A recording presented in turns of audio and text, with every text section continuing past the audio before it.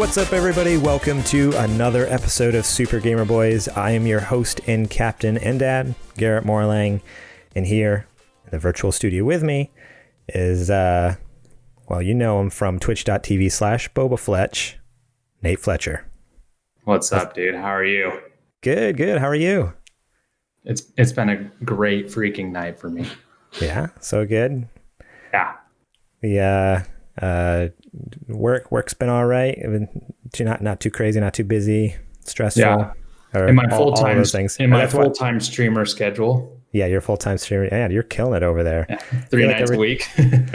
I mean, that's more than I'm doing. Yeah. I feel like when I originally set up my little office here, I'm like, oh, this is going to be awesome. I'm going to stream all the time because all I have to do is take 10 steps in my office and I can stream. I think I've done it like twice since I've been in here. And then you realize like how much energy it sucks from your life. And then if no one shows up to chat with you, you just feel demoralized. Yeah. Yeah, I was just like sitting there playing games alone, which is what I'd normally be doing. But when when you hope someone shows up, it's like, oh, dang it. You just have that expectation and then they just punch you in the face by not being there. I was expecting like everyone, like, doesn't everyone want to hang out with me right now? Exactly.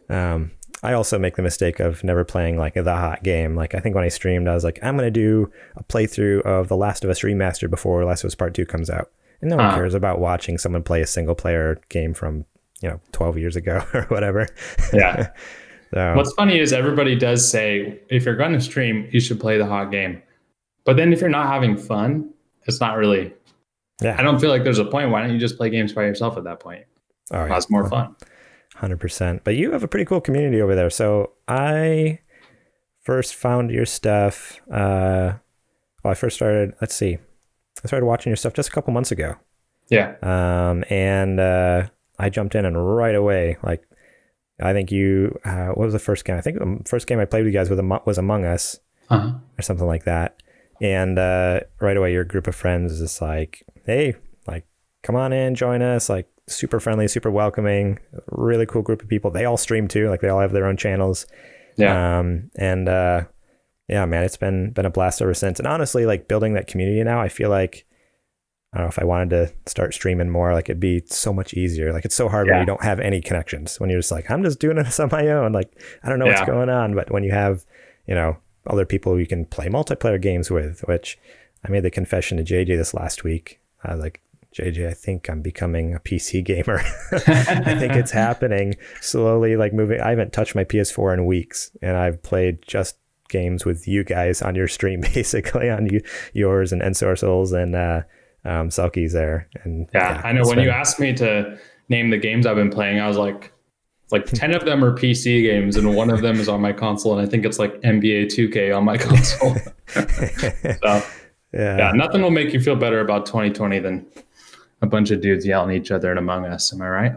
Oh man, so good. We definitely got to play some more of that. But oh boy, cool. One last question for you. So I guess I'm kind of curious about your streaming journey. Like, what made you want to start streaming, and then what have you enjoyed the most these last few months of being, what's it called? Is it affiliate? Is that the first level? Yeah, affiliate is the first level. So yeah, you are affiliate. What's your favorite thing about being affiliate, and what made you want to start streaming? What's funny was I wanted to start streaming about 2 years ago. So it's one of those things where you don't want to fully commit because you're, that impending fear of failure. Mm-hmm. So I asked for streaming stuff for Christmas and I got all of it, which doesn't usually happen with Christmas. Usually it'll be like some of the stuff you want, but for some reason, everybody just bought me all my streaming stuff. And then I didn't stream for a year. So basically all of 2019, I had the gear to do it and I didn't do it. And then at the beginning of 2020, I had some crazy health stuff happen in my life. And then actually met you through meeting Greg Miller from Kind of Funny. Yeah, so random. So knowing your family, and I follow Greg Miller on Twitter. I'm like, that name sounds familiar. I'm like, wait a second, I know them sort of. Like, I've never met you in person, but I knew your family and stuff like that. So crazy. Yeah, so like after that health thing, once it was probably around May, I was just kind of like, 2020 sucks. Everybody's hating on 2020. We're not doing anything. Like my wife and I were just like watching every episode of The Bachelor and The Bachelorette there was available. Oh man, just trash TV. No, dude, that's art. And okay. Sorry. I think we both kind of decided like, okay, we need to do something productive. And I just decided like, you know what? I'm just going to freaking stream. And so I got all my equipment and I started streaming. And for the first month, like we were talking about, nobody showed up. But I had a good bud that would get on with me every single time I streamed. And after a while, like kind of like you were saying, we just kind of built this community of guys that also streamed. And now it's kind of blossomed into this weird shared community of like just people that like to game. And so honestly, like being affiliate was just a blip in like the whole timeline, because I feel like that was the easiest part of streaming. I feel like the most difficult part for me has been like maintaining that, like we were talking about, joy in playing games that A, people want to watch, but B, are making me happy. So I think the most joy I have is playing with people. And so I think we've found that about 2020. It just like with Among Us and Fall Guys, just that joy that people have for gaming that kind of make 2020 not suck. Yeah, right. Dude, that's awesome. Thanks for sharing. Yeah, it's been, like I said, a lot of fun being part of your community, and you do an awesome job at keeping it light and keeping it happy and positive over there. And I appreciate that, being able to go over there and just like chill out. So yeah, thanks for that. Exactly, dude. Just take a load off and hang out. Yeah. So everyone else needs to go check out twitch.tv/BobaFletch. He's killing it over there. And you, like you said, 3 times a week, which is awesome. That's all. That's so much. That's more than most TV shows. Most TV shows are like one time a week. This is 3 times a week. Dude, that's not. So I'm going to tell my wife. Exactly. But cool. Well, today we're talking about new ways to play xCloud, how to lose all your Oculus games, and what you can find in PS5's box. But first, let's give a quick shout out to our Super Gamer producer, Adrian the Homeboy Holmes, and our Super Gamer sponsors. We have Bill Bird, Julie Bates, Dustin Long, Brent Fox, and Daniel James. Thank you guys so much for supporting us each and every week. We really appreciate all that support and all the love you guys show. And if you want to be a part of that community as well, support us over at patreon.com/supergamerboys. We're going to talk about it later in the show. But right here at the top of the show, I do want to mention this week, right? This is the last week in October. Yes, Friday. Yes. Super Gamer Book Club, which I've been informed, I guess, last week's episode, which I did not listen to because I don't listen to episodes I'm not on. That's lame, you know.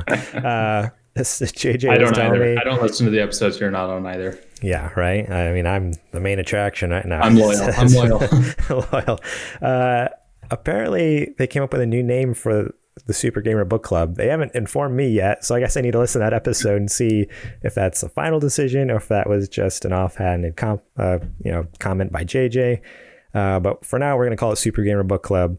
And this month, we're talking about Mass Effect 2. It's going to be Zetch on there and a few other guest hosts. And I think I accidentally kind of sort of almost let it slip a couple weeks ago, but I'll reveal it now since it's coming out in a few days for you guys.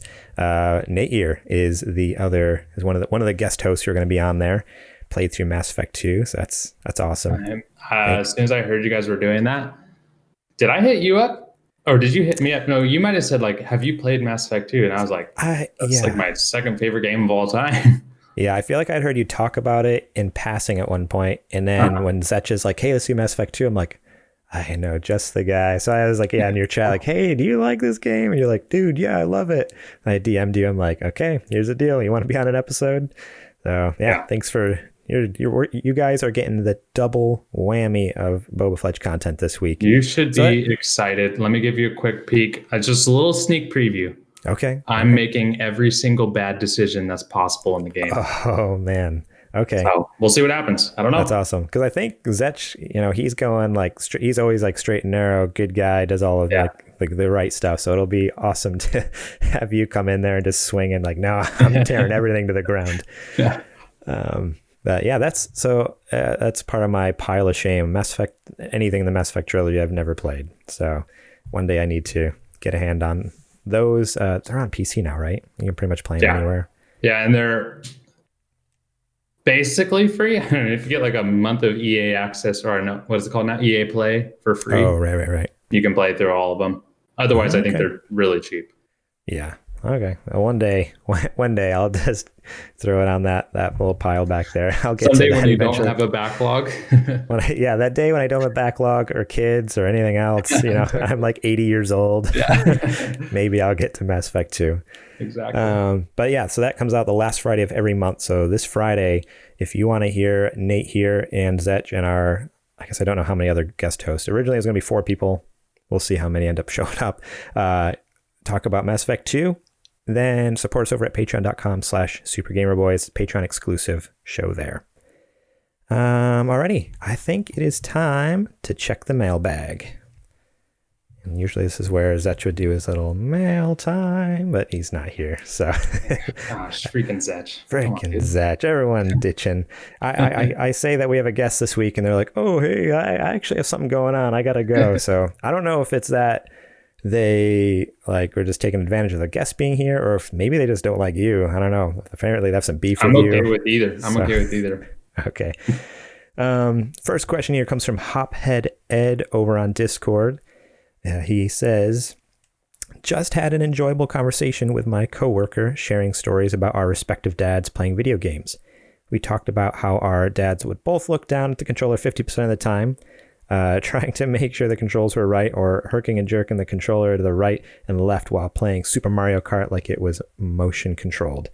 Do your guys' dads ever play video games either with you or on their own? And if so, do you have any funny experiences to share on the pod? So yeah, I have shared my stories pretty much since the beginning. It's kind of been something I've talked about a lot. It's like my dad was super into gaming. Like he's the one who got me into gaming. Growing up, we had a bunch of the consoles. We had, the NES, SNES, Sega Genesis, PS1, all the fun stuff. And I don't know if I necessarily have any funny stories. I mean, ones that I've shared before, I guess, way back in the early days. So 90 some episodes ago. That's another crazy thing. This is episode 98. Isn't that bizarre? That's amazing. That was amazing. It really is a miracle. Yeah. So he loved everything. Like he'd play Gran Turismo. He loved Metal Gear Solid. He played NASCAR Heat. The Sled Storm game, all these stories I've kind of told before. I think a funny story, though, would be him and his cousin, my Uncle Les. They would rent games from Blockbuster, and like Friday night or like over the weekend, my dad's cousin would come over, and after they put me to bed, because I was, I don't know, 3, 4, something like that, maybe 5, they would pop in the Resident Evil games for like PS1, PS2, and start their playthroughs. And they had like the big binders that they printed off of Cheat Code Central with all the walkthroughs and everything. Cheat Code Central. Oh, such amazing. A classic site. I wonder if that's even still around. Anyways, again, I've told this story before, so you longtime listeners know this, but you newer ones. I would sneak out after they thought I was totally asleep in bed, tucked in. It's been like a couple hours, like late into the night, middle of the night. They're still playing. And there was one time they were stuck somewhere in the game in a level, couldn't get past it, couldn't figure out the puzzle. And they heard me pipe up and be like, I don't remember what I said, but basically like, oh, it's over there. Like your thing you're looking for is over there. Like I knew exactly where to go. I'd been watching for hours and knew everything they had been doing. And they were just like, what? Like they were shocked first that I knew that I was like paying attention enough to even figure out what was going on. And then, then they're like, wait a second, you've been watching Resident Evil like the past few hours. Like, this is not good. Like you need to go to bed. You're in so much trouble. So yeah, that's my funny story. It's always a fun one to think back on. Like, I don't remember it, but just hearing them retell it, when you're like 3 or 4, you don't remember things, but it's since a young age, I was a real gamer, and I can say that in confidence because JJ's not here to tear me down. So he's not, and I'm here to lift you up. You were a real gamer. Thank you. So yeah. How about you? Is your dad into gaming at all? Yeah, but I don't think I got into gaming because of my dad. I would say my dad. So actually, what's funny is my dad's like back in the 90s, he played, what's it called? Myst. I don't know if you know what Myst is. I feel like I've heard it.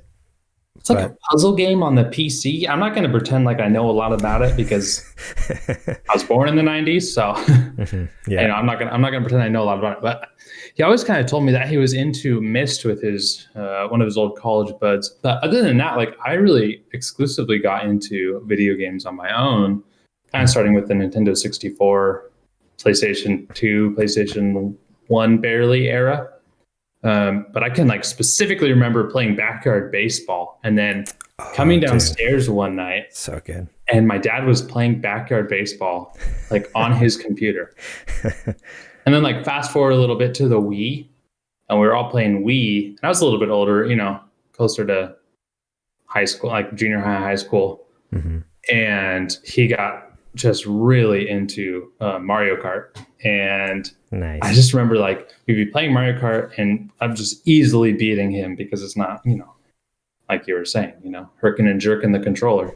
Yeah. But I just remember one night he's like, all right, I'll be right back. And he drives to GameStop and he buys like those steering wheels. Oh, yes. Or you like put the Wiimote in the steering wheel. Yes.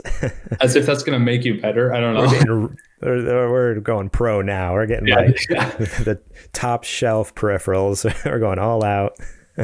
So he bought that stuff. And so like kind of my whole life, he kind of like facilitated my joy and love for gaming, but he only really jumped in on some of the stuff. Like he really loved Rock Band, loved Mario Kart, loved the Battle for Middle Earth series on PC. So good. Those are just amazing games. So he really randomly jumped in and he still loves Mario Kart. And I think it shows a genuine interest in especially games like Red Dead Redemption and stuff like that. So yeah, I definitely didn't have a dad that wasn't interested in gaming. I just, I wasn't his main hobby. And so I think it's kind of a cool thing we share now in that it's my hobby and I think he understands it. So yeah, those are the memories I have. Just him getting super obsessed with games is always hilarious. Just picking one and that's the one. Yeah. That's awesome. Cool. Well, let's move on to this next one. This is kind of this one came in by actual letter. Is a little tore up. Worse for the wear. But this letter came in and it's from Clel Rickets. Some of you may know him as a supporter on Patreon. His name's been in the show notes for quite a while on our show. And he used to call in, leave some interesting voicemails. But he says, hey, y'all, been a while. Been lying low down here in Bayou from all the COVIDs. Y'all ever play the original Duck Hunter game with that silly brown dog? I've been playing the real deal just so I can avoid the local grocery mart. But I was curious. I still listen to y'all on my radio from time to time. Hope all is well. So I guess he just wanted to check in and let us know he's all right. So thanks for letting us know, Clel. And also, have you played Duck Hunter on the original, I guess it was Super Nintendo, right? Yeah. I've not played it. I pre-read this question and I was like, how am I going to prepare myself for the onslaught of disappointment? But then, you know what? I'm fine to finally come out and admit it. I have never played it in my whole entire life. Hey, well, and I haven't actually ever had the desire to.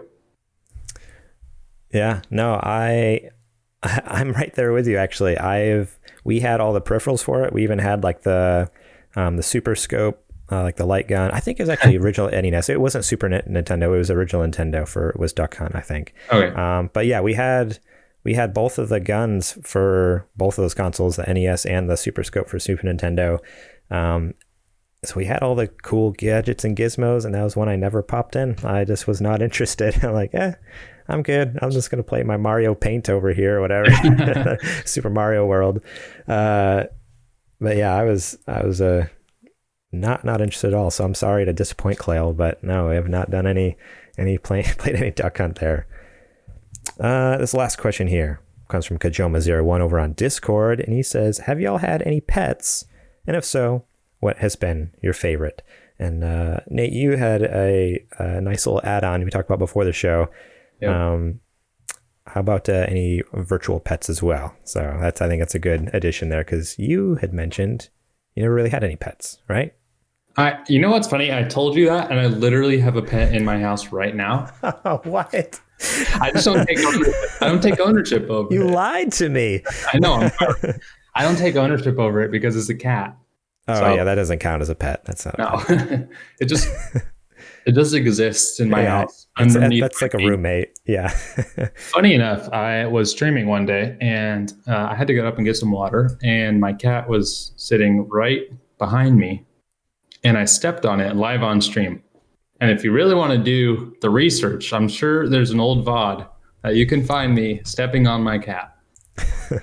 I didn't take joy in it, but I obviously didn't remember that it was my pet when we talked about it before this. There you go. There you go. So I guess that's my favorite pet.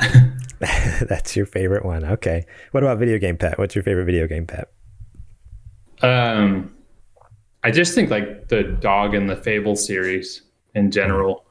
I'm like pretty foggy on which Fable it was, but I'm pretty sure it was Fable 2. There was a pretty emotional ending with the dog. Not going to spoil it because, come on, that game is still new, and I'm sure all of you guys are playing it. Yeah. Man, how old is Fable I think it's 2? Like, I'm going to guess 2007. 2008. Is that your final answer? 2007 is my final answer. 2008 should have went with Damn it. So close. Yeah, that's newer than I thought. For some reason in my head it was a lot older, but I guess I just always think of the first one though, which was like what, 2003, 2004 or something, whatever. I think the original Xbox. So I would say the Fable series. I think like the dog plays such a vital role, just like a lot of the things in the Fable series do, where you just like in your head it means so much more if you like buy property or like find a wife or whatever, like all these little dumb things that Peter Molyneux said were going to be so much more amazing, but they weren't. I think that the Fable has the charm to it with those pets. And I think in other games, I can't think of many other games that really give you a true, like really vital pet other than just now it's like kind of just cosmetic. Yeah, I mean, the only thing I can think of was like the Fallout series. You can get a dog. At least in Fallout 3, I remember always having. I think it's Fallout 3, right? It's been so long since I played it. Yeah, you can have a dog. Fallout 4 as well, right? Yeah, Fallout 4 as well. But Fallout 4 kind of changed it where you could have a bunch of different companions. So like you could have either the dog or the robot or Gavin or like all these different people. Where 3, I think you just had the dog pretty much. Yeah. I remember that now. Fallout 4 is kind of fuzzy in there. Yeah, what's the other one? Oh, I guess a more recent game, Far Cry 5. That one had that Boomer, that one dog. It's kind of the same idea as Fallout 4, where you could either take, the pilot on his plane, or like the girl who's a sniper, or you could pick Boomer the dog, and he just goes tears up a bunch of people in Far Cry. So yeah, I think that's probably a more recent example. But my favorite digital pet would have to be the one from Fallout 3. As far as my real pet, I think I had a couple like fish when I was a kid, like younger kid. Those don't really count though. They're basically disposable. Like they never lasted very long, I feel like. I had some guinea pigs for a while. Memories. Yeah, right. I had some guinea pigs for a while, which, we brought it home and we thought it was a boy guinea pig. And then one day we woke up and there's 2 guinea pigs in there. Obviously it wasn't a boy and it was pregnant. So we got 2 for the price of 1. And then I think my favorite pet, and the one like I really remember the most, is our dog Hunter. We had a Rottweiler, and she was just the best stinking dog ever. Like the friendliest, most scared dog you ever met. Like you'd see a Rottweiler and people would be like, oh, like freak out around and get really super nervous and scared. She was the biggest baby, like hear any noise and like go hide behind the toilet and just have literal anxiety attacks. Like we took her to the vet one time and the vet was like, oh no, like she's having an anxiety attack. Like she's a very scared dog. So very, very sensitive Rottweiler that we just love so much. And we had when we moved overseas, we had to, or actually, no, when we moved to Canada first, I was back in like 2007, we had to get rid of her, and she went to a nice home, but it was just so sad not having our pet that we had for, I don't know, like 7-8 years at that point, maybe almost 10 years or something. So that was hard. And I don't know. Yeah. I've just never had any connection since then with any animals. And it just doesn't, it feels like I'm almost cheating on the memory of Hunter or something like that. Like, no, like that was an awesome dog. That's why you never played that hunting game. Why I never played the hunting game. That's why. Just honoring Hunter's memory. Exactly. Couldn't hunt without her. 100%. But cool. Well, thank you guys so much for your questions. And remember, if you want to write in, have us answer questions about literally anything, if you've seen, as you have seen this week, send them in on Discord, email, Instagram, social, wherever, anywhere on social media. We'll find them some way. Send it by mail, just like Clel did. I'll get it. And I'm not giving out my address, so I don't know how he got my address. Just don't do too much Googling around, please. I think it's now time for the nerdy nudes. And let's see, we have 4 stories this week. These are some crazy ones. I'm really actually mostly excited about this first one. This one's pretty sweet. So you brought this to my attention here. Yep. Xbox chief hints at a TV streaming stick for xCloud. This comes from The Verge over there. Tom Warren writes, Microsoft's head of gaming and Xbox, Phil Spencer, has hinted that the company is planning TV streaming sticks for its xCloud gaming service. In an interview with Stratechery, I guess I should have figured out how to pronounce this ahead of time. Spencer discusses the potential for additional tiers of Xbox Game Pass, which could include a free bundled TV stick to play xCloud games. I think you're going to see lower price hardware as part of our ecosystem when you think about streaming sticks and other things that somebody might want to just go plug into their TV and go play via xCloud. You could imagine us even having something that we could just include in the Game Pass subscription that gave you an ability to stream xCloud games to your television and buying the controller. And he goes on to also tease a potential for an Xbox Game Pass Platinum, which guaranteed access to new Xbox hardware. So this is kind of huge. I mean, they haven't even come out with their next gen consoles, and they're already talking about some new hardware. I don't know. That's pretty crazy, pretty bold of them. Yeah, I think one thing that stood out about this one to me is how clearly he is focused on just, competing with the Netflixes and the Amazons, even the Google, Stadia has become kind of a bit of a joke, but yeah, to some extent, a company like Microsoft has the ability to be more agile because of these multiple different forms of gaming. And I think what this did was, it didn't strike a chord for me at all, and it may not for you or for anyone listening, but what it looks like is I think of my dad, as we were talking about earlier, he's always seen games like Sea of Thieves is a big one, where he's just really been interested in, especially as he thinks about, I think, reconnecting with his high school buddies. Just the ability to have that button on your controller, on your, TV remote, kind of like the Netflix button. Right. Yeah. Maybe in the future there's a xCloud or a Game Pass button, and all you got to do is just, hit that and grab your controller or what, maybe a cheap Amazon controller and jump right into Sea of Thieves 2 or whatever. Yeah. And I think that's really exciting to me, because that probably triples or quadruples the amount of people that are able to just easily jump in. Yeah, 100%. So this article actually even goes on to say Microsoft has partnered with Samsung earlier this year for xCloud. I think that's more with their phones, but it's only a matter of time before we see the company's game streaming service appear on Samsung TVs in 2021. 2021 could be an interesting year for xCloud, especially as Microsoft is planning to upgrade its servers. That's not anything that has to do, but that first part, they're talking about Samsung TVs, exactly what you're saying. I could totally see buying a new Samsung TV and it's just an app that comes preloaded on it. You just hit the button, fire it up xCloud, all natively on your TV. You don't even need the stick. That would be so crazy. I would just like, I don't know. I mean, I already have a Samsung TV. I love my Samsung TV.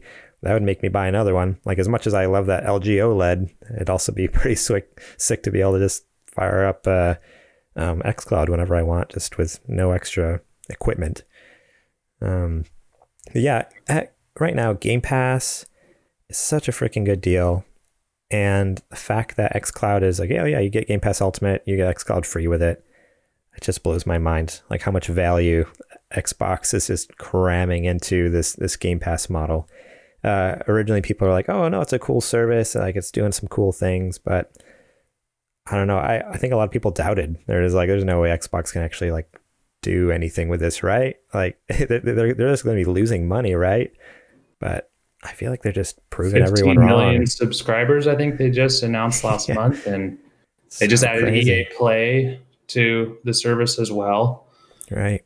And so I think, for so many gamers, EA is really a huge provider of games. So that's just another thing that adds on to this is I don't see a world in the next 10 years where even Sony jumps into this, this is just, we have the technology for it now. It seems like the obvious next step, and the way that Microsoft is, because he said later on in this interview that they're going to continue to stay agile and acquire more studios. So, when you look at Netflix and Amazon and Disney, the way they're acquiring movie studios and television, I think that Xbox is just a step ahead right now, and I can't think of a brand I'm more excited about being able to acquire this kind of stuff.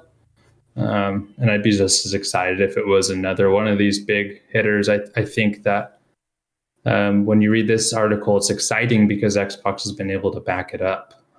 It's not as exciting when maybe a Google Stadia says something like this, because they just haven't brought it, They keep saying things and not following up on any of it. It's so sad. But yeah, and even like Microsoft's still fighting to bring xCloud to iOS because they got shut down. So I was originally part of the beta testing for xCloud on iOS, and I was loving it. It was awesome.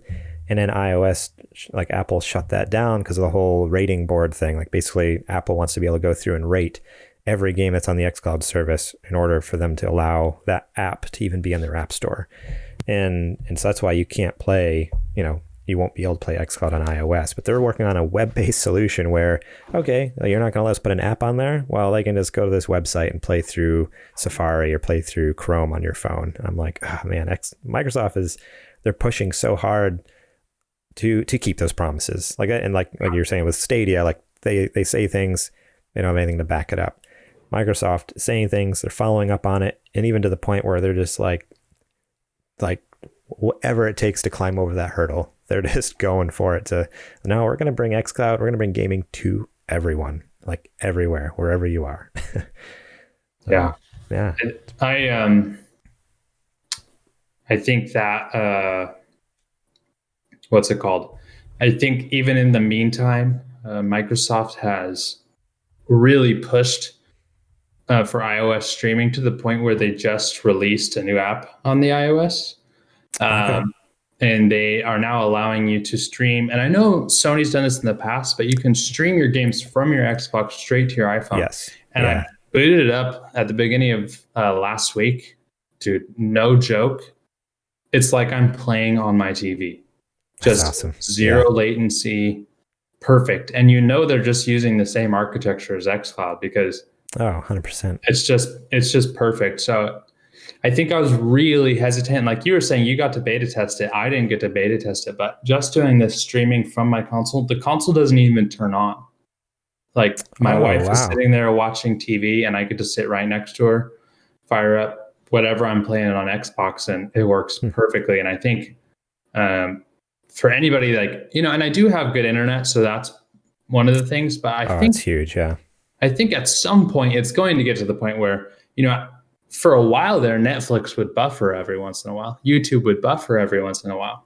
And we don't have that anymore. And so I think that we are in these baby steps, little phases of this software and this new technology. And maybe in 5-10 years, like I was saying, you're going to see a lot of people in this war, this streaming war of video games. And it's half exciting, half kind of like, oh boy, do we have to do this with gaming too?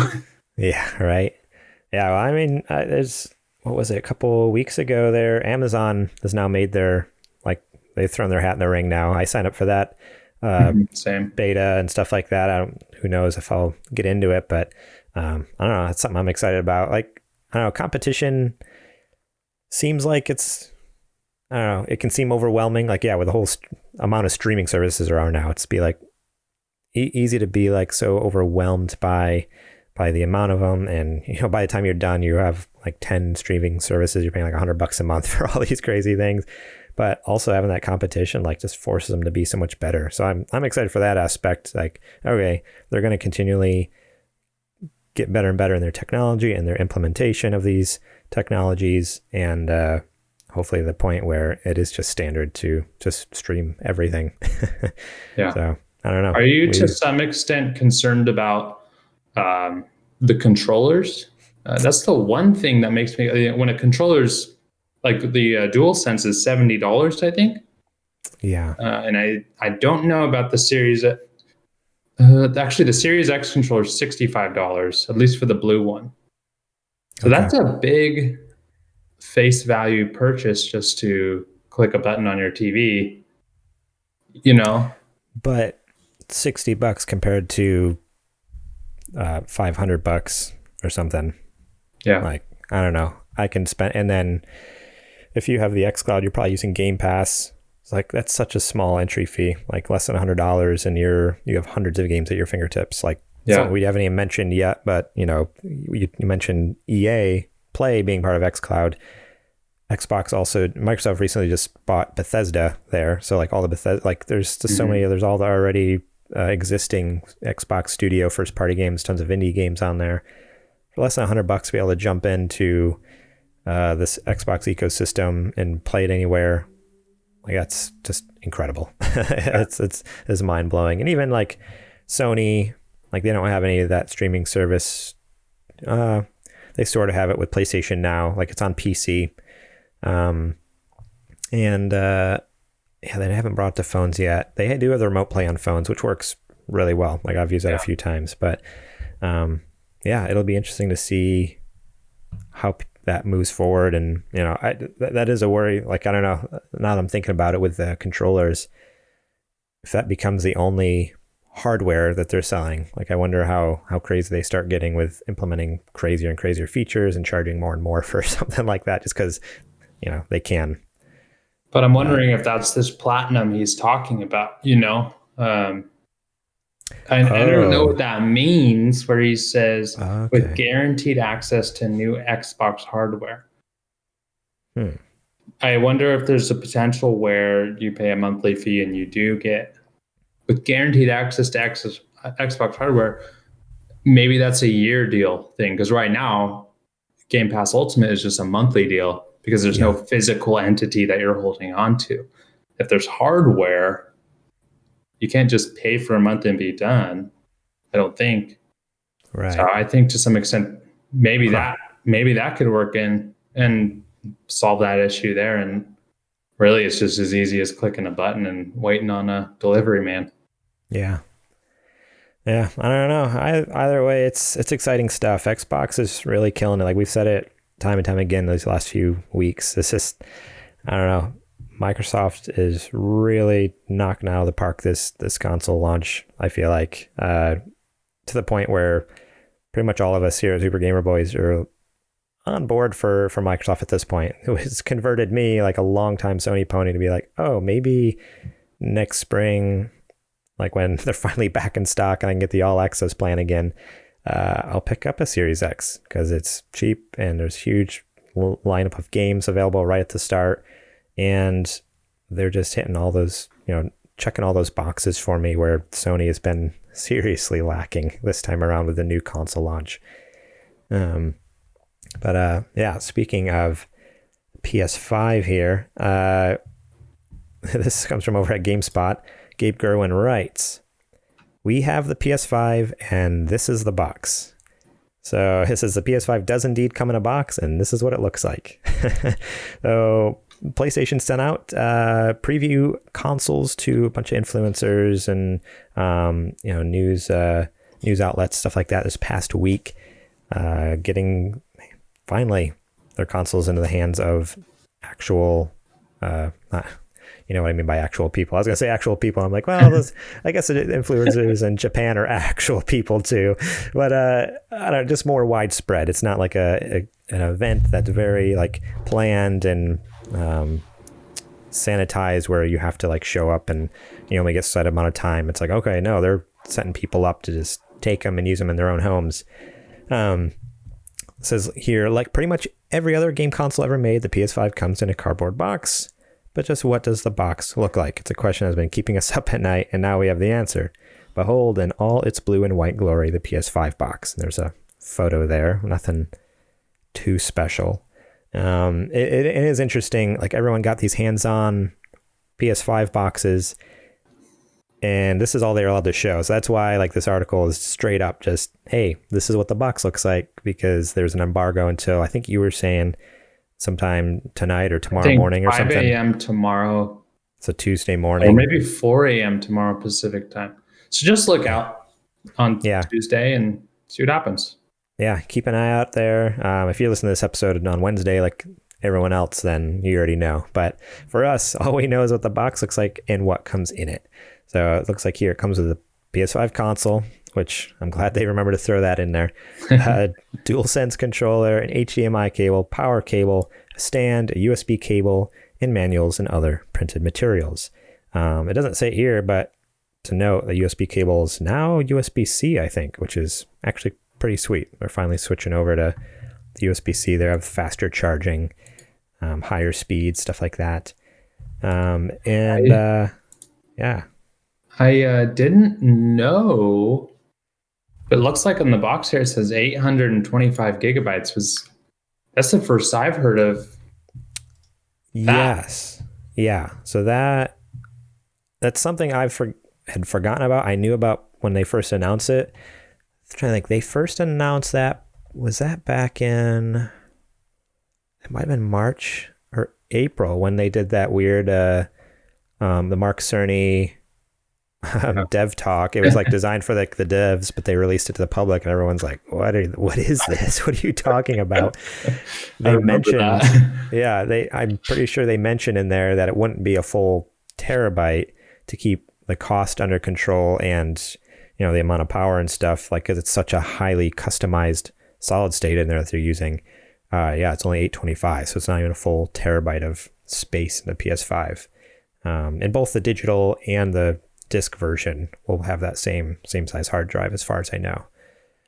But yeah, that is kind of a shocker if you're not expecting that, because 1 terabyte is generally standard now. I feel like even like the PS4 Slim started coming in terabyte, the PS4 Pro and the Series X, they're all 1 terabyte. So then for these next gen consoles to be less space than what you'd expect, there, kind of definitely a shocker. I would, to some extent, hope that is the actual size of the console, that all the preloaded software and such is taken away from that. So, right, that would be the hope. That would be nice, because that can be pretty beefy stuff. Yeah, like with the PS. Yeah, so I have a PS4 Pro, and it says 1 terabyte, but in reality, you're right. It's sometimes there's 10, 15 gig or more. You just never know. Like, it depends on how many updates you've done on your system. Anywhere from like 5 gig to like 15 gig of just like dead space. It's like, oh, okay. Which back in the day, that was, a whole game. Now it's like a fraction of a game, the way Call of Duty and some of the other ones are going now. But so there we have it. We have the box, and I know we're all looking forward to getting these previews. I'm excited to hear some more about the console. Is there any features that you're excited to hear more about? Because I feel like there's like there's not huge leaps in the PS5, but there's a couple little new things. Is there anything that's kind of interesting you in the new console that you want to hear hands-on about? Yeah, I think that they've done a better job than Microsoft has hyping up their hardware and hyping up their SSD, because Microsoft basically blatantly just says we're the most powerful console. But what I've heard in the rumblings, I'm sure you've heard, is that this SSD is like next level. And that little, was it Unreal Engine? Yes. Yeah. The Unreal 5. Yeah. And if I'm being honest, I am getting the PS5 at launch. I'm not excited about Spider-Man Miles Morales. I'm not excited about Demon's Souls. I'm not excited about, what's the other one called? Destruction All-Stars. What I'm most excited about is the little tech demo that comes with the console. What's that called? Astrobot. Something. Yeah, I forget. I'll have to look at it. But and the reason why is I have a PS4 Pro, or I just sold it to get ready. And so I've played the Spider-Man. I've played Demon's Souls originally. I've done all that, and to see it look better and crisper, that's awesome. But that's still going to run on the PS4. What someone that invested the money wants to see is something that's showing off the tech, that's showing off how it works. So I think I'm really interested in seeing. We've heard so much about the Series X load times and all that. I want to see how it loads. I want to see the SSD. I want to see what really it does that gives it that next step. Because one thing that I'm really looking forward to in next gen, beyond just speeds and the ease of use, is just what they can do in a world with the same amount of space as they already have. Like, what does Skyrim look in this generation? Not Skyrim itself, but a world like that. What more can they put in there? What, agriculture and wildlife. And I think in that tech demo, it really did show just how fast it was able to load those features. And I think that for me, it's not really a graphics thing. If the graphics look the same for the next 5 years, with some ray tracing thrown on, whatever, but I just want to see how dense it gets. And I think I remember playing was it Dead Rising 3 or 4 on the Xbox One when it first came out? 3 maybe. It was a 3, yeah. Yeah. And just like the amount of zombies that were able to be in one zone, it was just like mind blowing. Or NBA 2K, how like the beads of sweat just look so much better. Like, that's cool and all, but I don't know if any of the next gen games at this point are ready to show off something that mind blowing, which is why I think this Astrobots is like, well, this is built for the console and it's coming with the console. Yeah. I want to see the dumb stuff with the controller, blowing on the controller like my guy Jeff Keighley, that's what I'm excited about. So yeah, actually like stretching out, like working out the new hardware and not just, playing the same old, but like, okay, let's put this stuff to the test and see how it actually feels and runs. And yeah, that's the kind of fun thing with that Astrobot. I think it's called Astro's Playroom. I looked it up here.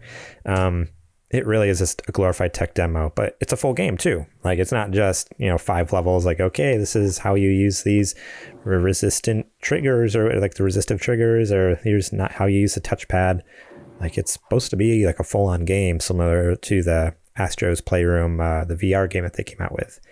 And so, yeah, something like that could be really neat. Yeah.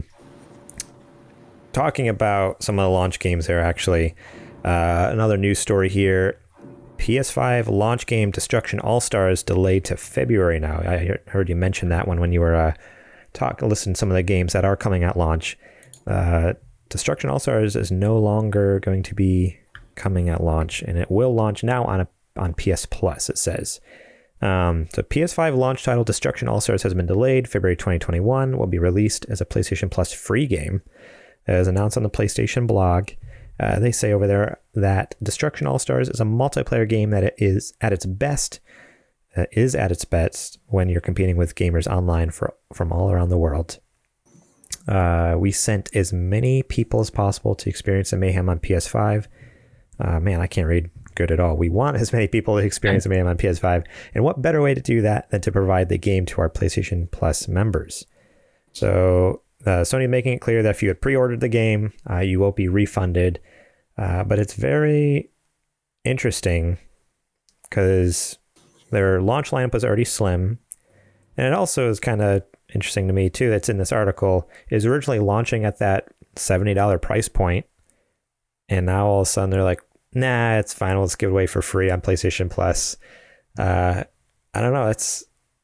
That just seems kind of bizarre to me to make your already slim lineup even slimmer. And then on top of that, like, you're losing out on a lot of money, unless they think they can make that much more money getting PlayStation Plus subscriptions. But what were some of your thoughts on this game? Like, were you interested in Destruction All Stars at all, or not?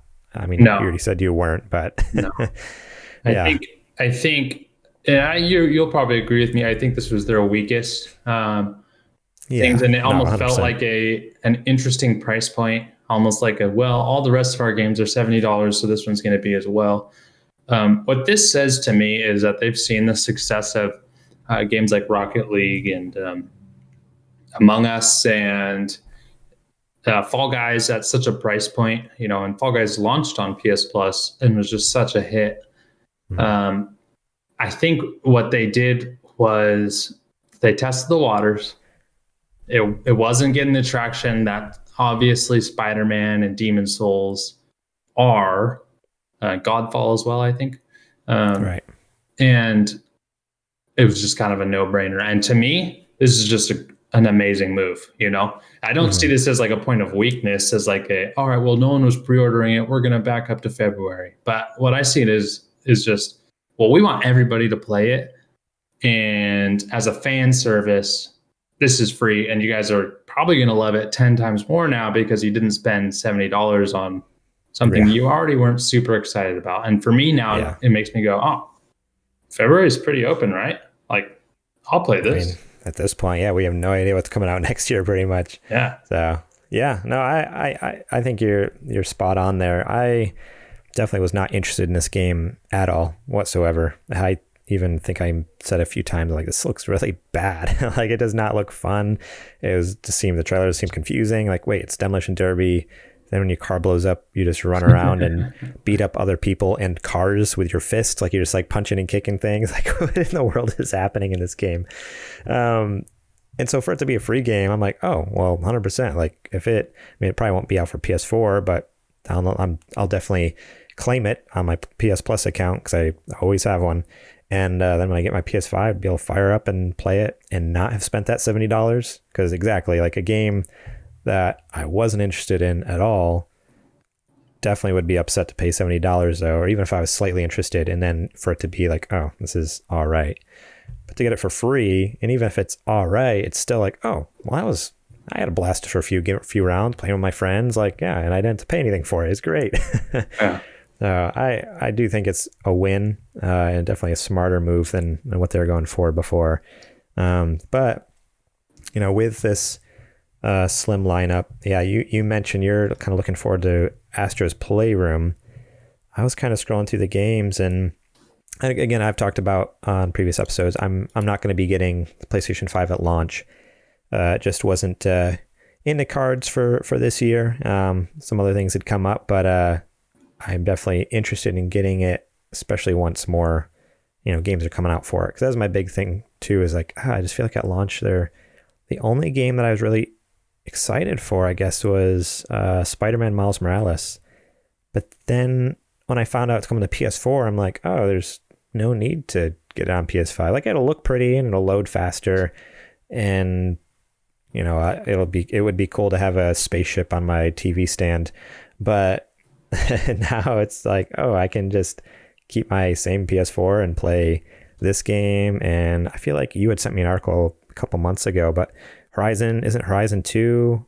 Yeah, they talked about that. Well. It's going to come out to PS4. There's like a couple other like big titles that would normally be, that are PlayStation exclusives that are still going to be coming to PS4. I'm like, oh, in that case, I feel like there's no push for me to go PS5 at this point. So I don't know. Yeah, I think this is a good move on them, but it's also just like, okay, their lineup's getting slimmer and slimmer here. I just wonder how much more they can afford to lose. Like, I wonder if this will affect pre-orders in any way, or if that's kind of like the last thing people care about at this point. Yeah, I think that their lineup already, they have a better lineup than Microsoft, and I'm just as excited for both consoles. Yeah. I think, well, I mean, I'm talking about launch lineup. We don't know what's going to happen next year at all. Exactly.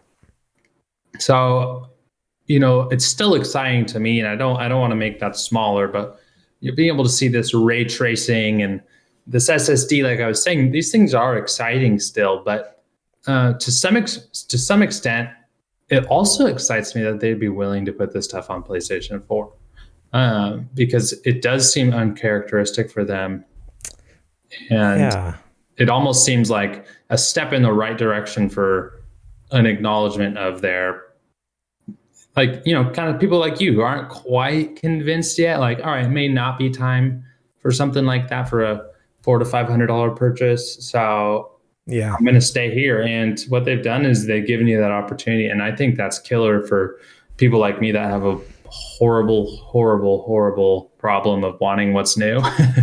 Oh, trust me, I'm right there with you. Like, I've almost pulled the trigger on both new consoles multiple times.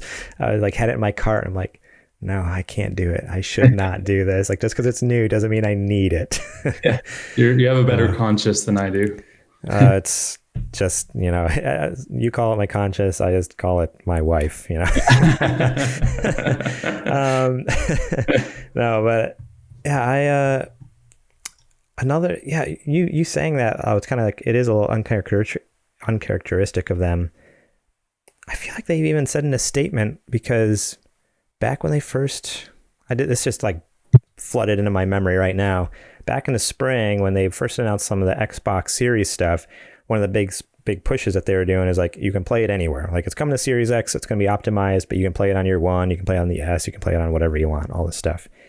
And I vividly remember PlayStation putting out a statement saying, hey, any game coming out for the PS5, it's just going to be for the PS5, because we want it to work the best and be the best game on that hardware, blah, blah, blah.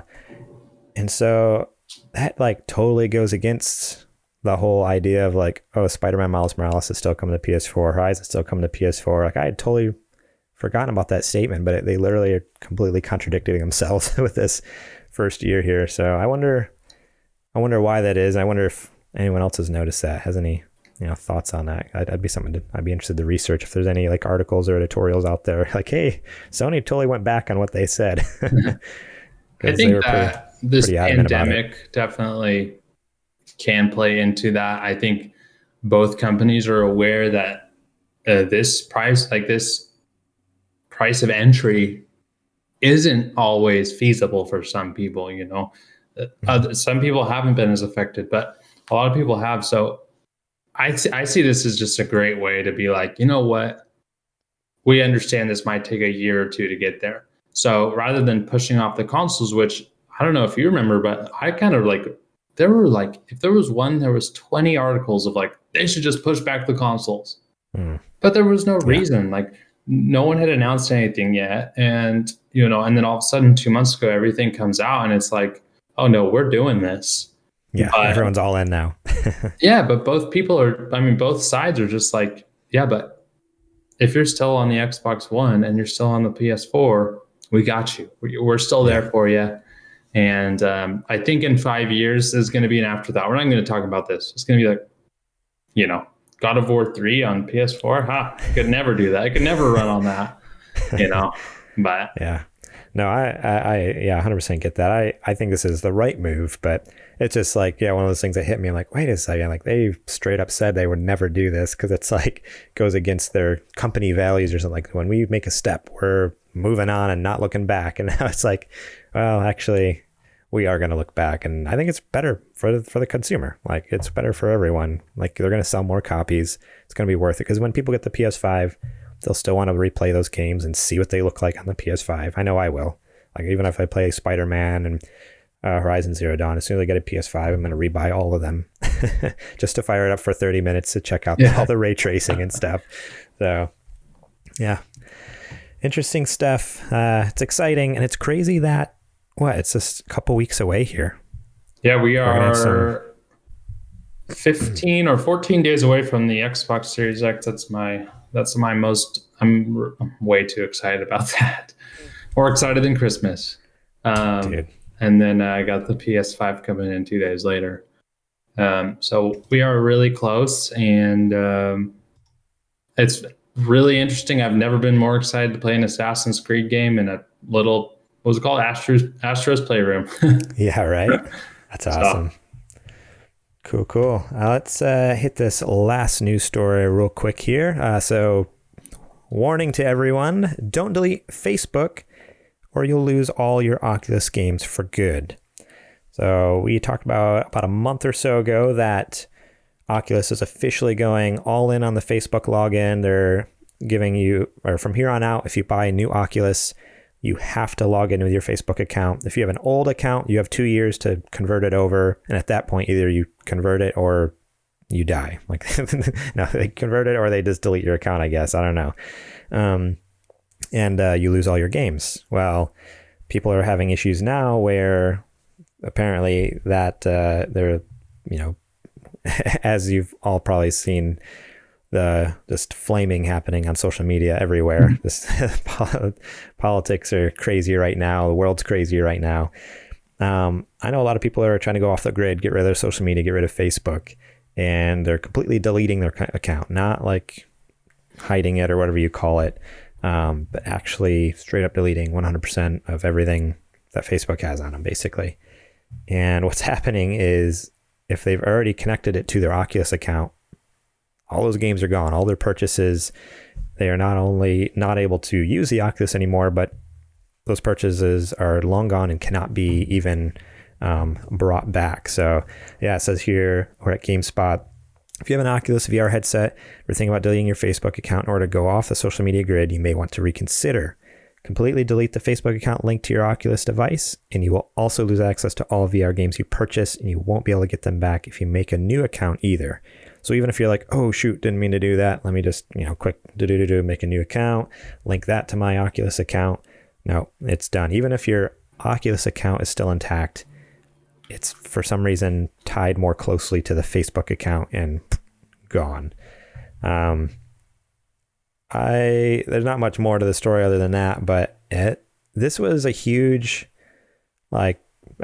social media blew up for a few days when this first got announced, and everyone's like, well, I guess I'm not buying the new Oculus, or I guess I'm selling off my Oculus, switching over to something else, a Vive, or all these other headsets that they have out there now. How does this sit with you from, because I'm not sure if you own VR, if you own VR, does this upset you? If you don't, are you still interested in Oculus? What are your thoughts kind of on this whole Facebook Oculus situation? Because I know a lot of people are pretty upset just with the whole data sharing and all sorts of privacy issues and stuff like that. Yeah. I did own an Oculus Quest. I bought it at launch. So that was 2 years ago now. Yeah, 2 years ago. And I do have a Facebook account. I do a lot of work through Facebook, advertising and such. I think I'm the wrong person to have a large opinion about the political, world of Facebook and those types of things. I would actually say this is the only misstep in making you connect your Facebook account to an Oculus. When I had my Oculus Quest, I sold it because of, like we talked about, some of my health issues. I wasn't able to use a VR for about 6 months, and I'm now able to, but it just didn't make sense to have it. Right. So at that time, you could watch NBA games courtside, and I'm pretty sure that you had to tie your Facebook account to it because it was like a social connection thing. So if you wanted to watch it with my brother, we could both get on and we'd have these Facebook accounts. But other than that, my Oculus at that time had no connection to Facebook, but immediately it prompts you to sign into your Facebook account. Mm-hmm. Which, as I said, it's never been an issue to me. I mean, Facebook bought Oculus. This seems like, duh, of course they want you to. Yeah, right, 100%. But this seems like a large misstep. The fact that they wouldn't tie your purchases to something other than something that's permanently deletable. If I bought something at Sony, if I deleted my PlayStation, there's no way to get rid of those purchases. They're right there in a history. This seems like a misstep and something that I would hope that they'll address. quickly. Yeah, it almost seems like a mistake, like it was an accident, like they didn't mean to set it up like that, and now that they know it's happening, they're just like, oh shoot, we got to fix this. Because yeah, you're right. It just doesn't seem like something you do on purpose. Like, well, if you delete your Facebook, it's gone. Because yeah, you go to any other shop or store and purchases are pretty much stored forever. Like they can find them one way or another. Like it's at least tied to an email address. So it seems bizarre to be like, well, you deleted your Facebook. Sorry, the penalty for deleting your Facebook is you lose hundreds of dollars worth of VR games or something. Like that'd be horrifying. I'd be terrible, like just so angry if that happened to me. But yeah, I don't have much issue with the whole Facebook account thing either. Just from my point of view, I've had a Facebook account for 13 years or something like that, 12 years. Yeah, they already know everything about me. This is like whatever, like all my information is probably out there. We're boring, whatever. They don't need us. Yeah, I'm the least interesting person. And for me too, like I don't really use Facebook all that much anyways, other than for podcast stuff once in a while. So for me, it's like, okay, yeah, sign up for Facebook, link into Oculus, no big deal. Like I'm cool with that.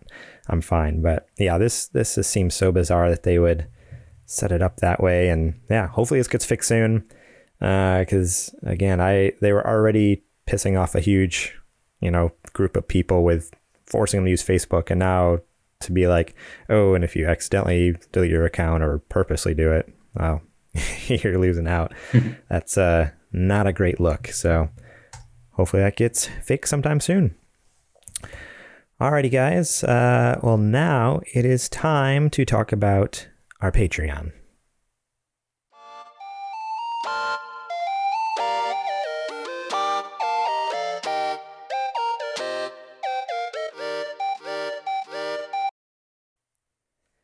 Alrighty, guys. So as you heard at the top of the show, we are supported by Patreon over at patreon.com/supergamerboys. We have quite a few awesome people over there support us each and every month. We have our Patreon producer, Adrian Holmes, and Patreon sponsors, Bill Bird, Julie Bates, Dustin Long, Brent Fox, Daniel James. You hear us name them each and every week. There's also a list in the show notes in the description. If you scroll down on your podcast feed, you can see those who support us at the $5 a month level as well. You get their names down there.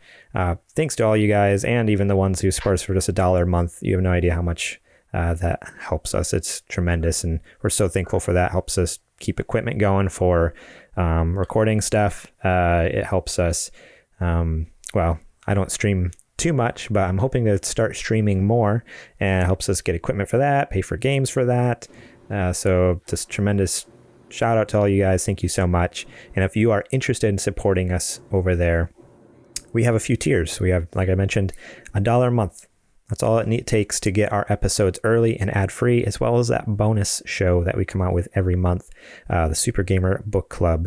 So that's a fun one to tune into. Last month we did BioShock, so if you support us this month, even just tonight, right away, you will get the BioShock episode. And then at the end of this week on Friday, that new Mass Effect 2 episode comes out with Zetch on there, and Nate here will be on there, and a couple other guests. So that'll be a fun one. You guys haven't even recorded that, so I don't know. I'm excited. It's gonna be excited to listen to that one. I can guarantee a fun time. We have our $5 a month level there, where you can get your name in the description. You get the show notes early. That way you can actually take a look at what we're going to be talking about each and every week. Leave your comments, questions, concerns right on the notes, and we would be happy to share those. Say you read a story and you have your own opinion or take on it, drop them in there. Be more than happy to read those on the show. $10 a month, that gets you all the previous perks, plus shout out on the show as a Patreon sponsor. And on the top dog producer tier, we have our boy Adrian over there. He gets all those previous perks, plus you basically pay to be our best friend. That's not 100% true.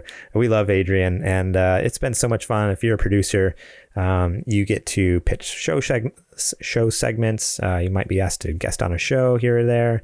Really gives you, kind of the in in our creating process, which is a lot of fun, as much as you want to be. Sometimes we don't hear from Adrian because, everyone has busy lives, but when we do, it's always a blast talking with him and getting some cool ideas and having him on the show. So check us out over at patreon.com/supergamerboys. Support us over there. And we would love to have you join the community.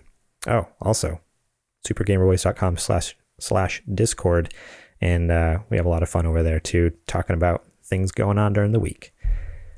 But now it is time to get back to the show.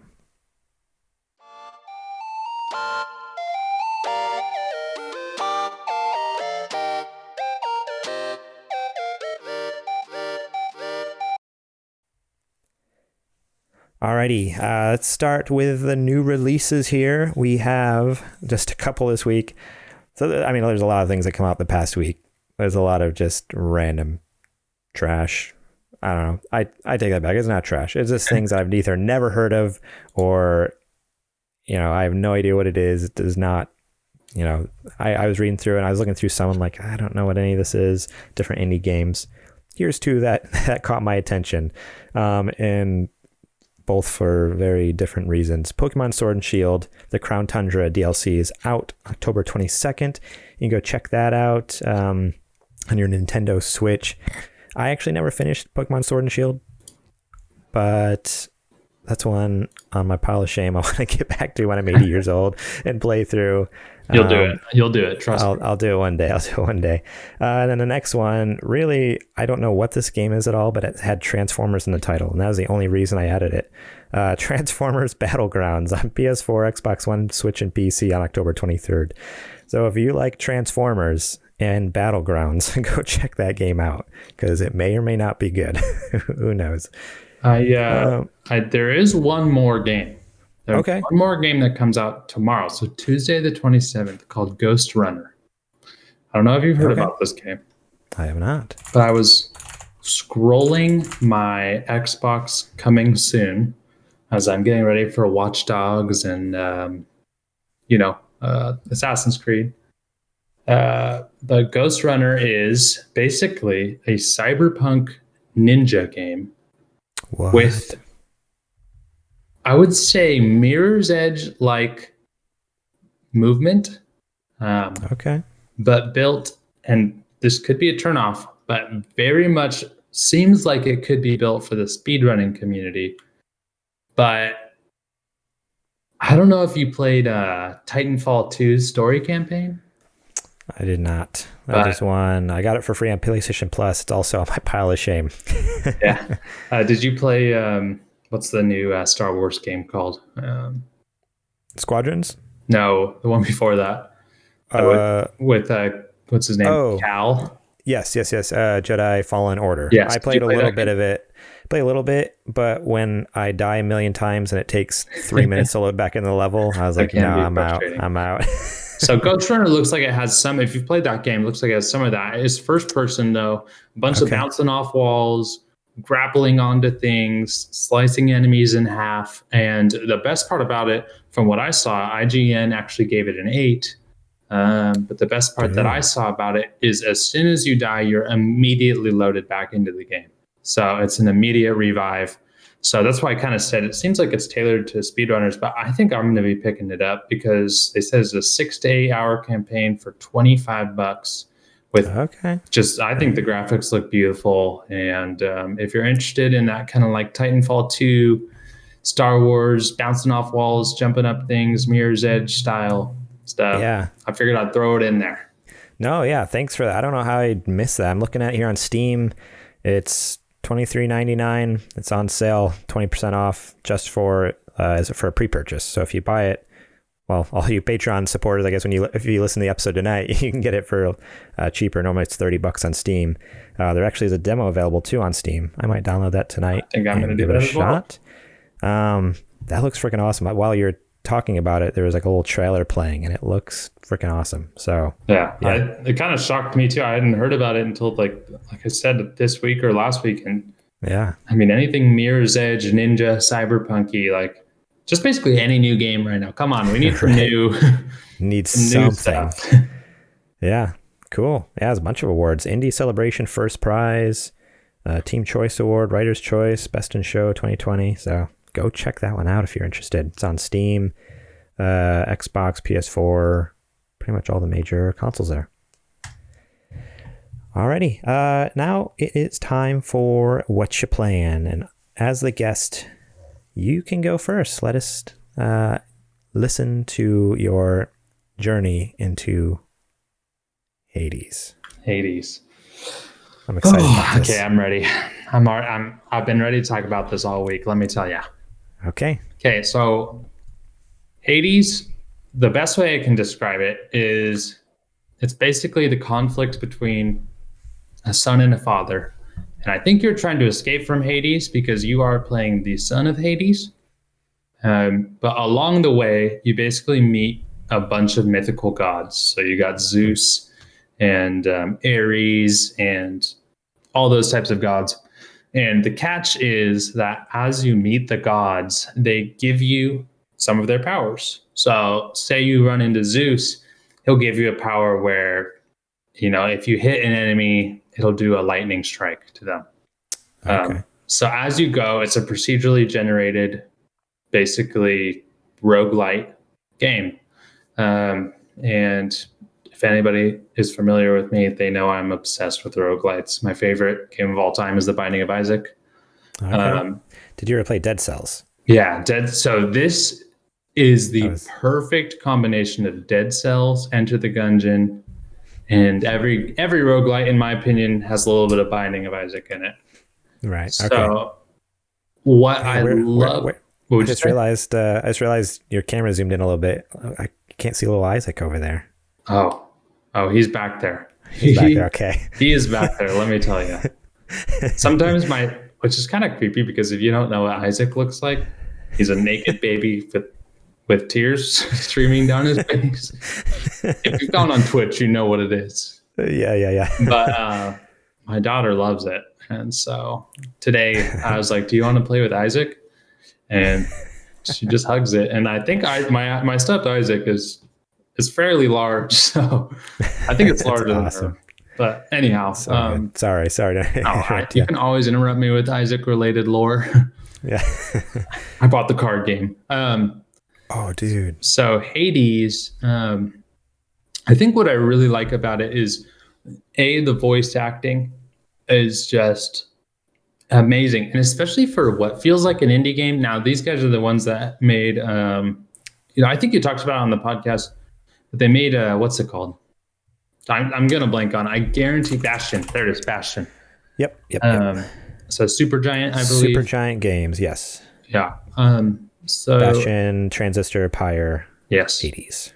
So I played Transistor. I played Bastion. Neither of them gave me the hooks that this game has. And the reason why is just the combat is so in depth to the point where it's easy, but it's not going to get old ever. And I think that's why it's so fantastic, because it has from what I can tell, about 8 different weapon types. You've got a shield you can kind of throw like Captain America, slash use to dodge. You got like like Poseidon's like trident.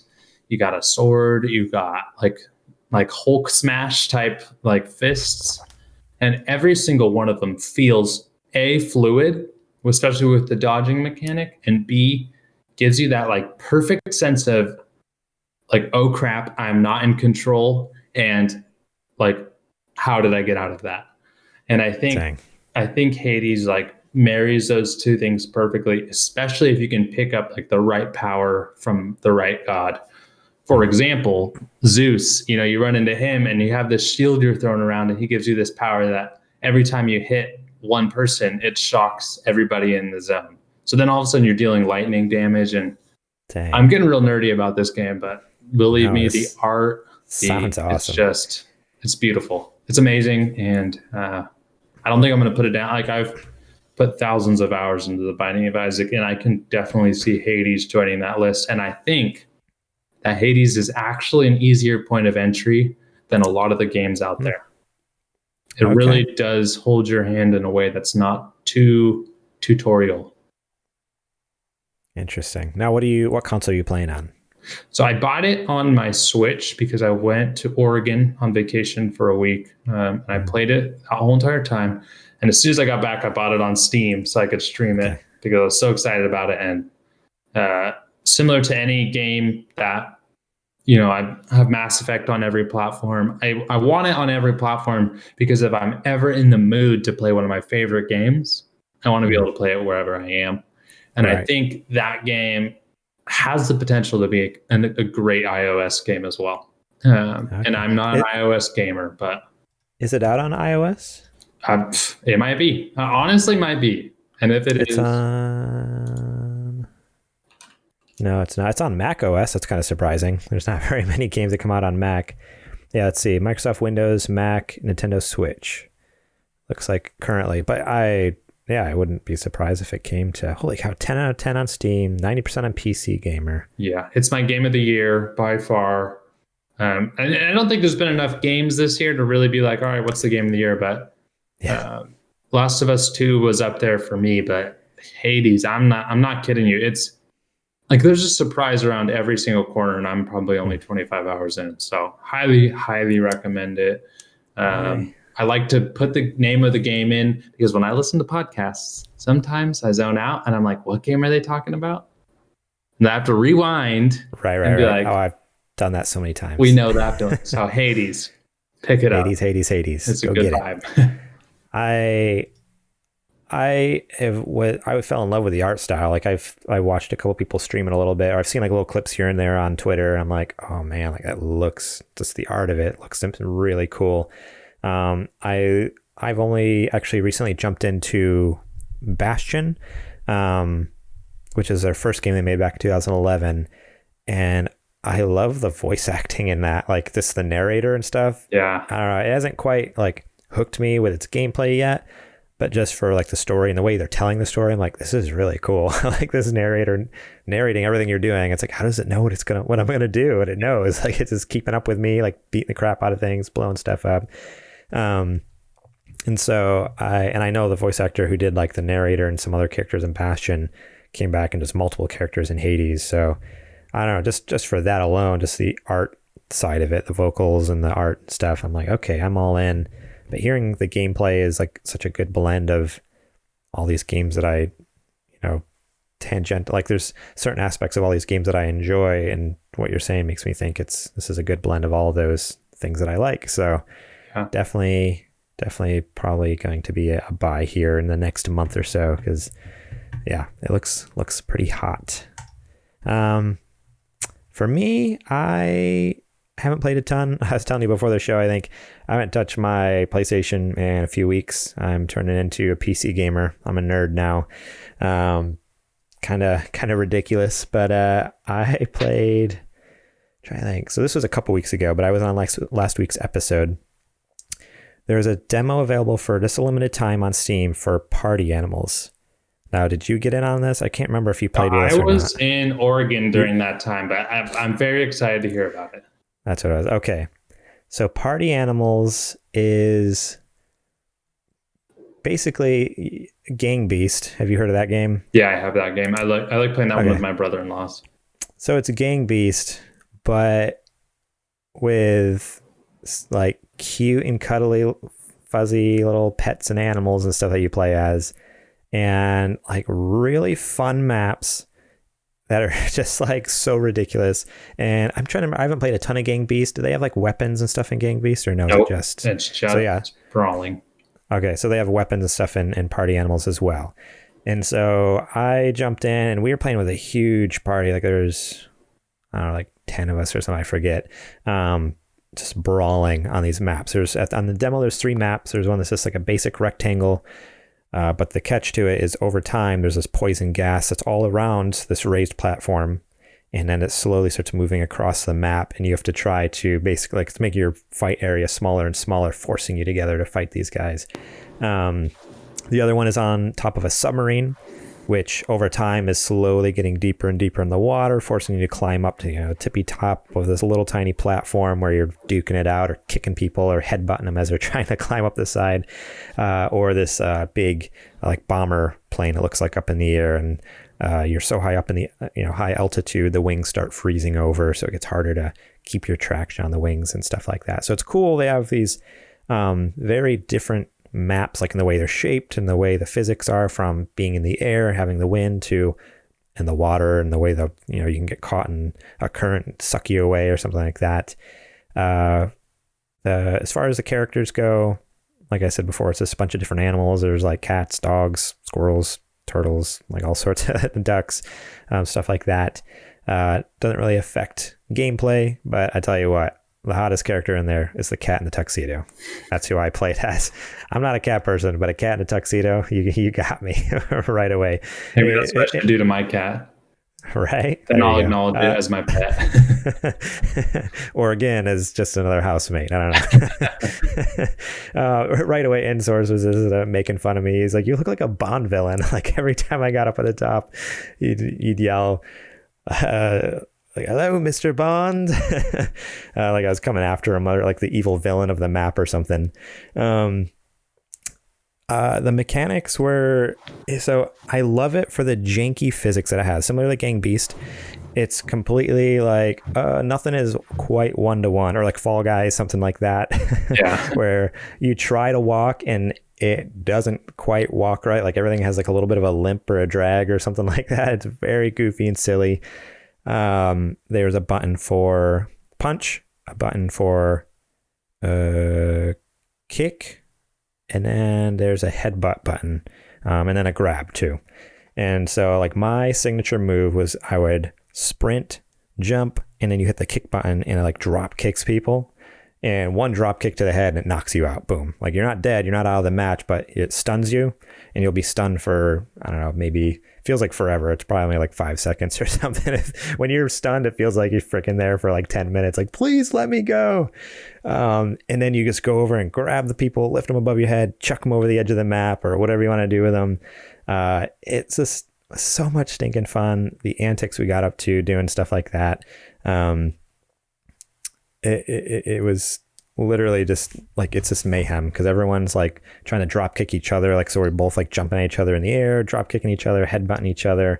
I mentioned weapons earlier. There's a giant like lollipop that you can pick up, beat the crap out of people with a big lollipop. Or there's a ray gun, like a freeze gun, turn people into blocks of ice. So that's an amazing one on the airplane. When you're on the bomber jet, freeze someone, just shove them off the side of the map. Nothing they can do about it. They have, what was it? Oh, a taser. That's probably the best one. My favorite weapon is the taser. You can tase people, and if they happen to like run into someone else while they're being like tased, that tases that person. But there's also, the bad part about the taser is if they get too close to you, then you start getting tased. And it's just like you keep tasing each other, and you get stuck in this chain of like electric going from one person to the next. That's amazing. I don't know. It was just this goofy, silly game. Like nothing is dialed in as far as the controls go, as far as the physics, anything like that. But we had such a blast. Like I don't think any of us had laughed so hard in a long time. Like everyone was just like cracking jokes, having a blast. It is such a fun party game. I don't know if it's going to have local multiplayer in the final product, because again, that was just a demo for the weekend, I think. But man, I would 100% buy it in a second. Even just for playing with buds online and stuff like that, because it is just such a fun way to jump in this. That's like, I don't know, for me, like I didn't grow up with wrestling games, but it's like, oh, this is what I'd want like a wrestling game to be. It's super arcadey, beat the crap out of each other, everyone's on even playing field. Like you can't be good at the game. It's just all totally up to like totally up to like, okay, who happened to hit the button maybe a little quicker at the right time. Even then it doesn't matter, because it's like you could hit the button at the right time and still like the game's like, no, sorry, you didn't hit it, they just headbutted you and you're knocked out and dead. So yeah, there's just so much to love. Definitely look into that one. It doesn't have any release date at this point, but Party Animals, fantastic game. Like I said before, I haven't played a ton of Gang Beasts, but to me it's like, oh, okay, like I think this just the amount of character it has in it, with like having the animals and stuff like that, and the maps just seem way more full of life. I would prefer this over something like the Gang Beast, stuff like that. Yeah, Gang Beast does definitely get old. So adding weapons, I think the maps add a lot into these types of games, because you're generally just wanting to have fun and joke around. And I think you like games like this. So the reason why they're so popular is because you kind of find the humor in small events, like you were saying, like the Bond villain or something like that. It's not really the gameplay itself. So I think that these types of games have a lot longer legs than we realize because of that party aspect. Yeah, it's 100% building your own narrative around it. Like, there's no story to the game, but like while we're playing, you're right, like an event happens and all of a sudden that's all we're talking about. It's like, I can't believe like that just happened. That's so hilarious. Like the game breaks or something, or like all of a sudden someone becomes the target. Like, okay, we're all teaming up against Selks. It's like, wait, what? No. And everyone's just chasing him down. And it's just, again, like the antics we got up to are just so crazy. It's so much fun. Definitely like a go-to for a fun party game. So check that one out. And I'm kind of curious when they might fully release it. It'll be a good one. Now this second one we have both played. This was Unfortunate Spacemen. So this is essentially Among Us, but 3D first-person shooter. That's pretty much it. And one person, instead of an imposter, right? You're a monster. a shape-shifting monster. So you have no idea who the monster is, just like in Among Us. But the catch is, in Among Us, you just always stay an imposter. You always just look the same, and so you have to catch someone in the act, basically, or pure luck. If people say it's genius being able to figure out who the imposter is, let's be real. Among Us is all pure luck. But no, with Unfortunate Spacemen, you can you have to turn into the monster and like start attacking people. Similar thing with the task setup. There's all the tasks that need to be completed in order to get off of whatever map you're on. There's a pretty large selection of maps. Like, how many maps do you think there are? There's probably good like 15. 10 or 15. It's pretty ridiculous. Impressive, yeah. Some of these maps too are. I'm shocked this game isn't more popular with how good some of these maps are. And I'm not one to really talk about how good maps are, but you've got like submarines and like a train, like a. It's just crazy. Yeah. It's to the point where it's like, man, they put so much effort into this game and it's free. Like, I didn't pay a thing for it. Oh yeah, that's something I forgot to mention. Totally free, which is amazing. Like, as soon as I was like, I don't know if I want to join in. They're like, it's free. I'm like, well, of course I'm gonna get this. Like, I'd be an idiot not to. Yeah, I think what I really love about it compared to Among Us is it provides for a lot of those social situations where you start blaming one person based on what someone else might have said. It has directional speaking. So in Among Us, you're silent. I'd assume most of the listeners have played or seen it. You're silent the whole game except for the voting period. This game, you can talk the whole entire time, but I'd say it's in about a 2-room, maybe 20-foot radius. Yeah, to be pretty close to people to hear them. Yeah. So you could be, you say I start with someone and I'm like, all right, we got to do our tasks, whatever. Maybe 2 minutes in, they turn on me. I turn around and they're the monster and they eat me. Now my mic is off and I have no ability to talk to anybody. So you got that aspect of it.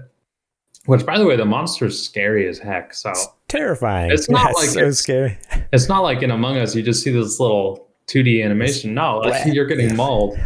But then you kind of get that scene in The Office where like Dwight and Pam and Michael and I don't remember who else were like pointing the guns at each other.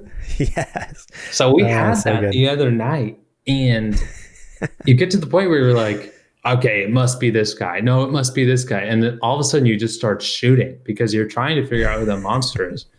And you'll know as soon as you kill the monster, you'll know it'll play a screen. But if you don't kill the monster, then everybody's going to blame you for killing that guy. So it just kind of like is a chain reaction until finally the monster's the only one left. And he's kind of just like, well, Everybody just did it for me. So I think that game has legs because of its humor, where, Among Us is great. And I think a lot of what makes Among Us fun is that social aspect of like getting really frustrated when you're not the imposter and having to fight for your case. This game has a lot of fun because you're trying to like stick together, but at the same time, you don't know who you're ever going to trust, because there's no voting process of like, all right, well, we got rid of this guy, so it's obviously not him. No, it's just the voting process is the end of your gun. Like you just kill someone. Like there is a voting, but it's basically you just mark people as sus. Exactly. Where if you want to vote someone out, no, okay, you got to pull the trigger and put your money where your mouth is, kind of thing. Exactly. So it's a blast. I had way more fun with it than Among Us. Just like Among Us, and I'm sure you'd agree, it has about 3 hours worth of fun, and then you want to break, and then the next day you're ready for it again because it's that fun. Yeah. So. 100%. Yeah, we played for quite a few hours last week sometime. I think it was later last week I jumped on with the guys, and we were having such a blast, like going through that. And like you were saying, you just get in like the craziest situations. Like, there was one moment where there was a group of like just 3 of us. I think we were playing with like 8 or 9 people. So it was a pretty big group, but there was like 3 of us together, maybe 4. And one of the guys was like, hey, you know what? Let's just clear all of this right now. I have a landmine. Landmine won't go off if there's, if you're not the monster. So he like drops it down. He walks over it. It's clear. Someone else walks over it. They're clear. And then I went to walk over it, and someone else walked over with me. I wasn't the monster, but it started going off. Like it started like beeping when we walked over it, and they're all of a sudden immediately like guns on us too. Like, okay, which one of you is a monster? I'm like, it's not me. It's not me. Like, I swear. They're like, okay, like go over the bomb again. But the monster kept like purposely kind of like edging like just on the edge of the hitbox of the mine. So it kept like going off whenever I got near it. I was like this close to getting shot. And finally I just got enough far away enough from the mine. And then the monster got too close to the mine and it didn't go off, but immediately everyone's like, here's the beep, turns around and looks, and he's transforming like behind us. Totally missed it. And man, it was like such a shocker. But like moments like that where it's just like, wait, who is it? It's either you or you. Like you both walked over it and went off. What's going on? Like your life flashing before your eyes in that moment, trying to figure out, okay, how do I prove it's not me? It's moments like that are just so stinking fun. And you come up with ingenious ways to like, sort people out. Like, okay, I'm going to throw down a landmine. Go ahead and walk over it. And when you get the guy who like slowly skirts out of the room, it's like, okay, wait, what color was he? That's the other thing. Everyone's like different colors. That's how you differentiate the different characters. So it's like, oh wait, who was that? Who just ran out of the room? What's going on? Chase him down. We got to the point where it's like, if you died, you'd just be screaming out a color over your mic before you finally died. It's yellow. Oh man, I don't think I've ever like yelled playing a game, but yeah, there's a couple times as I'm dying, I'm like, and they have like crazy names for the colors. It's Frappuccino. Just like the mic cuts. It's like, okay, good game though, free. So if you want to play with us, download it, hit us up over on Discord. I'd love to play a few rounds. That's a good one. Good, definitely a keeper for a while. But cool. Alrighty, guys. Well, that's the end of our show. Thank you so much for listening to us here for a good hour and a half. If you really loved what we brought you tonight, remember you can support us over at patreon.com/supergamerboys. Support us over there. Help us keep the show going and help us fund our other little projects we're working on. You can find us during the week. Sorry, I totally skipped a whole part of the outro here. Supergamerboys.com/store. You can buy our merch over there. I've been sipping out of my Super Gamer Boys coffee mug here, and we have t-shirts and stuff like that over there. Go check it out. Rate and review us on your favorite podcast service, or if you would so kindly like this video and subscribe on YouTube if you're watching there. That would be super helpful, getting us found over there. Now, or to the part of the show where I talk about where you can find us during the week. So supergamerboys.com, Twitter and Instagram at supergamerboys, facebook.com/supergamerboys. I am on Twitter over at gmorlang. JJ is at JJ Purdom. Zetch is at NerdDadZetch. And what is your social media handles? At Boba Fletch across Twitter, Instagram, and Twitch. Nice. Yeah. Twitch.tv/Boba Fletch. Go give him the follow. Go sub. Tier 3, baby. Go big or go home. Let's go, baby. Thank you so much to Star Andrews for our logo. Check her out on Instagram at Ground Floor Graphics, at facebook.com/Ground Floor Graphics. And that's the end of the show. That's all I got for you. This is normally the part where JD says something witty or funny, or Zetch makes some comment about it being the end of the show. I got nothing for you. I can make a comment about I'm going to finish my whiskey because I didn't drink it at all during the show. What? Yeah. Okay, well, chug it right here. This is going to be the outro. Do you want me to? Yeah, you do it. It depends on how nice it is. If it's a nice whiskey, I'm just going to give the viewers. This is exclusive for the viewers. The listeners, I guess it's ASMR. There you go. There's your outro. Alrighty, guys. We will catch you on the flippity flop.